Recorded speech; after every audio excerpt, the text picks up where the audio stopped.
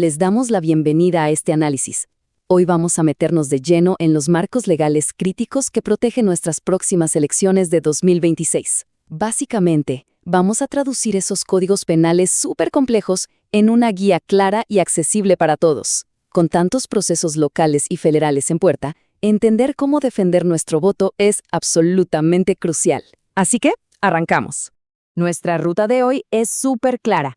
Primero, veremos los riesgos electorales en 2026. Luego, las responsabilidades por tipo de actor. Pasaremos al dinero ilícito y violencia política. Después, la coacción en la era digital. Y cerraremos con los mecanismos de denuncia ciudadana. Entremos en materia con la sección 1. Riesgos electorales en 2026. El terreno legal de alto riesgo. Bueno, para entender dónde estamos parados, hay que recordar que tras la anulación del famoso Plan B por la Suprema Corte en noviembre de 2023, la ley de 2014 volvió a ser nuestro tablero de juego oficial. Y en este tablero, las reglas de quién investiga qué están clarísimas. Por un lado tenemos a la Fiscel, que se encarga exclusivamente de los delitos federales, casos conexos o los que atrae el INE. Por el otro, las fiscalías locales se meten estrictamente con lo que pasa en su estado. ¿Por qué importa esto? Porque evita que se echen la bolita entre ellos y asegura que ningún delito se quede en el limbo. Y ojo, porque aquí entra un concepto clave, las famosas cuerdas separadas. Esto significa que un solo acto ilícito puede desatar dos problemas gigantes al mismo tiempo. Una sanción administrativa de los institutos electorales y a la par una investigación penal. O sea, pagar una multa del INE no salva a nadie de enfrentar a la Fiscalía y un posible proceso penal. De hecho, las autoridades están obligadas, por ley, a avisarle al Ministerio Público si ven algo raro. Así de estricto es.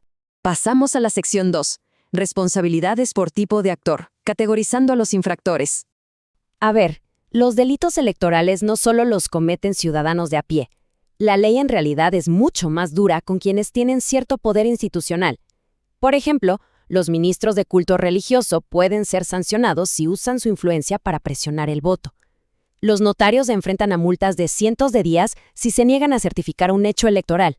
Y hasta los ex magistrados tienen reglas súper estrictas para evitar conflictos de interés. Básicamente, a mayor poder, mayor responsabilidad. Ahora, si hablamos de quienes trabajan en el gobierno, existe algo llamado blindaje electoral. Son reglas de sí y no, sin áreas grises. ¿Se pueden seguir pagando obras públicas programadas? Sí, por supuesto. ¿Se puede dar información de programas sociales? Claro. Pero, y este es un gran pero, condicionar esos programas sociales a cambio de un voto es un delito gravísimo. Tampoco se vale meterle dinero del erario a un candidato, ni usar la imagen de un funcionario en la propaganda. La neutralidad del Estado en época de campañas no se negocia. Vamos a la sección 3, dinero ilícito y violencia política. 79 millones de pesos. Imagínense esa cantidad. Esa cifra brutal nos muestra el tamaño del problema con el desvío de recursos. Y no es un número inventado. Viene de un caso real e histórico, donde a 700 empleados de un estado les descontaron sistemáticamente el 10% de su sueldo. ¿Y a dónde iba ese dinero? Directito a un partido político, por debajo de la mesa y evadiendo totalmente al INE. Es literalmente crear una estructura paralela para desequilibrar la balanza electoral. Y las consecuencias de pasarse de la raya con el dinero son fatales para un candidato. La Constitución es clara. Si te pasas del tope de gastos de campaña en un 5% o más, te pueden anular toda la elección. Especialmente si la diferencia de votos entre el primer y el segundo lugar fue súper cerrada. Así que los topes financieros no son simples sugerencias, son la defensa máxima que puede validar o de plano tumbar un triunfo en las urnas.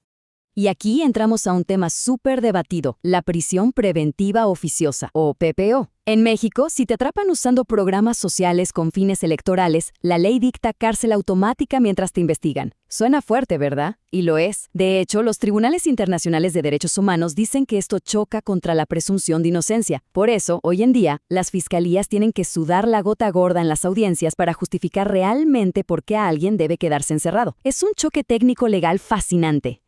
Cambiando de tema, hablemos de violencia política en razón de género.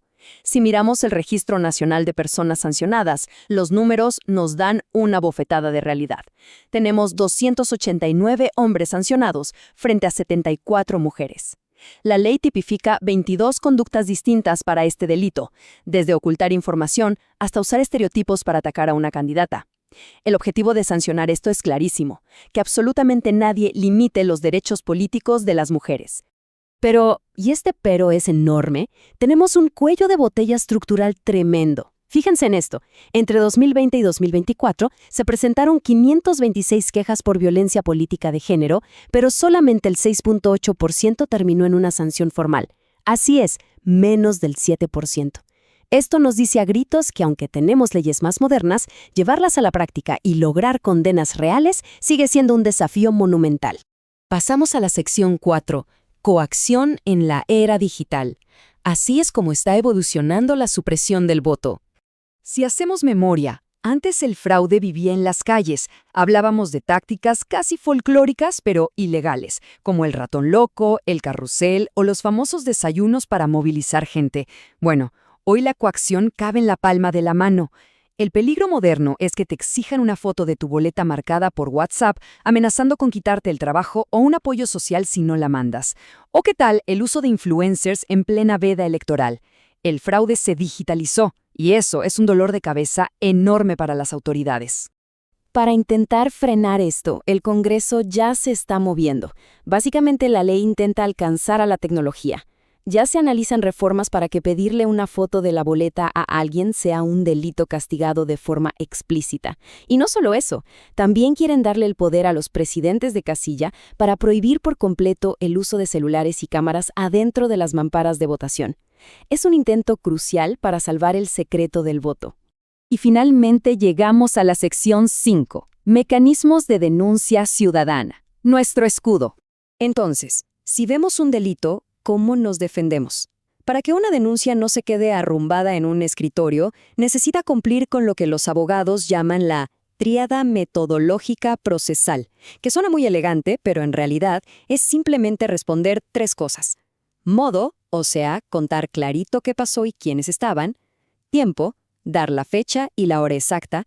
Y lugar, dar la ubicación y referencias físicas. Sin estos 3 pilares, a las autoridades se les hace casi imposible investigar. Afortunadamente, la misma tecnología que usan para presionarnos también es nuestra mejor aliada.